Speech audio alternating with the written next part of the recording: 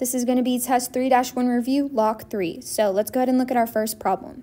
For our first problem, it says, which representation of a transformation on a coordinate grid does not preserve congruence? So here this says does not preserve congruence. So what that means is that after my shape has been transformed, in order for it to preserve congruence, it has to stay the same size, and obviously it should stay the same shape.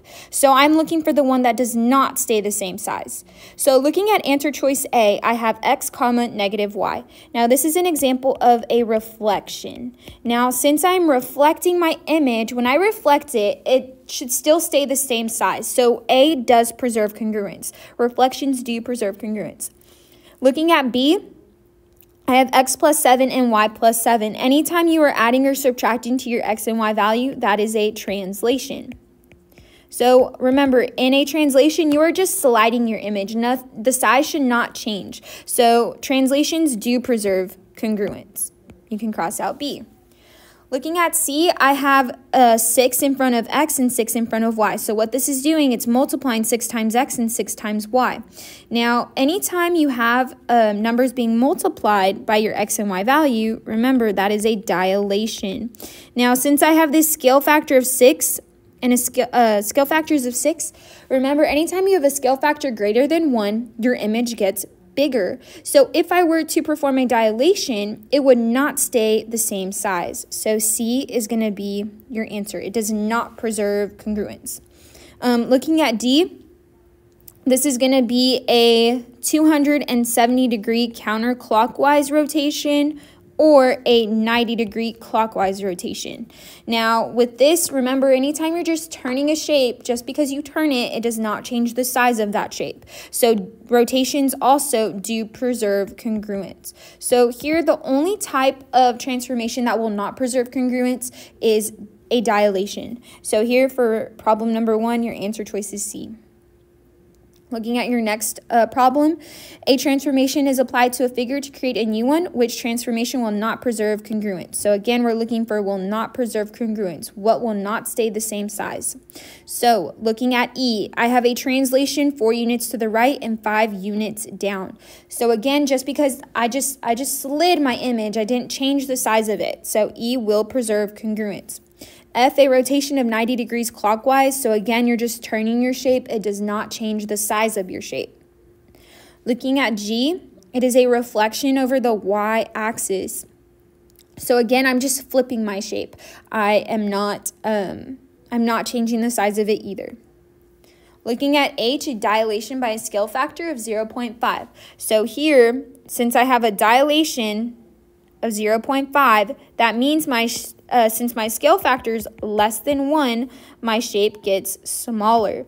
So that does not preserve congruence. So H is my answer to problem 2. Okay, looking at our next problem. Triangle ABC is rotated 270 degrees clockwise about the origin to form triangle ABC prime. Which statement is true? So if you know the rule for a 270-degree clockwise rotation, it is negative y comma x. So here I look at letter A. So I'm going to go ahead and copy down my coordinates. I'm going to go ahead and shift this over a little. For A, I have it at -2, -1. Now, this is the way you can do it if you don't have patty paper. This is going to be -3, -3. So if you have patty paper, you can go ahead and copy down your x and y axis, trace over your points. And notice here how it does say clockwise. So this does mean that you're rotating this right 3 times. Now, back to this, C is going to be -1, -3. So this is what you can do if you do not have patty paper with you. So I start off with xy. This transforms to -yx. So what I'm going to do here, or what you notice here, I started off with x and y. The order of y and x flipped. So looking here, I have -2, -1. Well, now I'm going to write -1, -2. Here, again, I flipped, so -3, -3. And for C, again, I flip my x and my y, so -3, -1. Now here, this is telling me that my y values are supposed to change, and my x values stay the same. So here, what this means is that -1 now becomes a +1. This -3 now becomes a +3. This -3 now becomes a +3. So now I'm going to go ahead and graph my points. So here I have 1. For A prime, I have 1, -2.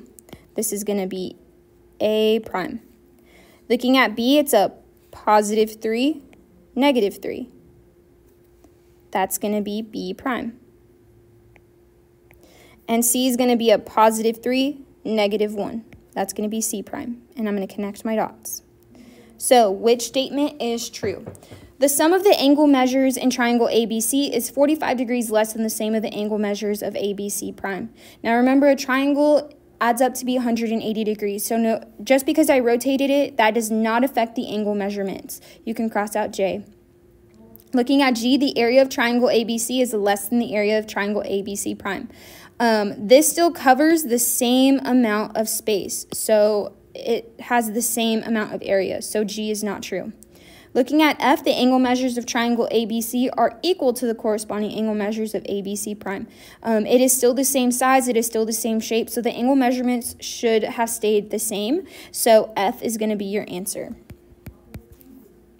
And again, this is if you were not able to have patty paper or were able to rotate your shape. You could use the rule to find your new coordinates. But of course, if you had patty paper, you could trace over your X and Y axis, turn this right 3 times, you would still end up with the same coordinates. Okay, let's go ahead and look at our next problem. It says quadrilateral PRST is transformed according to the rule.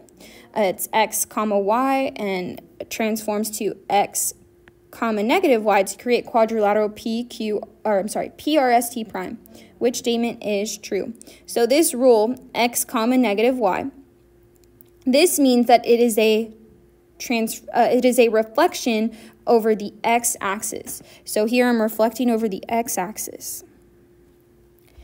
So since I'm reflecting this, let's see which statement is true. But before we do that, let's go ahead and reflect. So this is S prime.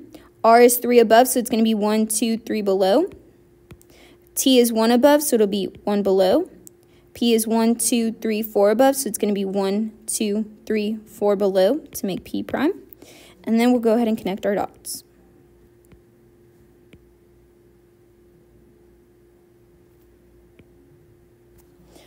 Okay, so which statement is true? A says the side lengths of quadrilateral PRST prime are twice the corresponding side lengths of quadrilateral PRST. The size of this did not change, so the side lengths should not be double the size. You can cross out A. Looking at your next answer choice, it says the side lengths of quadrilateral PRST prime are 9 units longer than the corresponding side lengths of quadrilateral PRST prime. Again, the side lengths should not have changed because all you did was reflect it. And then F, the angle measures of quadrilateral PRST prime are equal to the corresponding angle measures of quadrilateral PRST. This is true. When I reflected it, the angle measurements should still be the same. And if you don't know what angle measurements are, it's going to be the corners here. And a quadrilateral, they add up to 360 degrees. So F is going to be your answer. So for the front page of Lock 3, you should have C, H, F, and F. Let's go to the back page. The very last problem for Lock 3 says parallelogram PQRS is rotated 180 degrees clockwise about the origin to form parallelogram PQRS prime. Which statement is true? Now, first, the rule. We start off with XY. And this transforms to, remember, a 180-degree rotation is the easiest rule to remember, no matter if you're going clockwise or counterclockwise.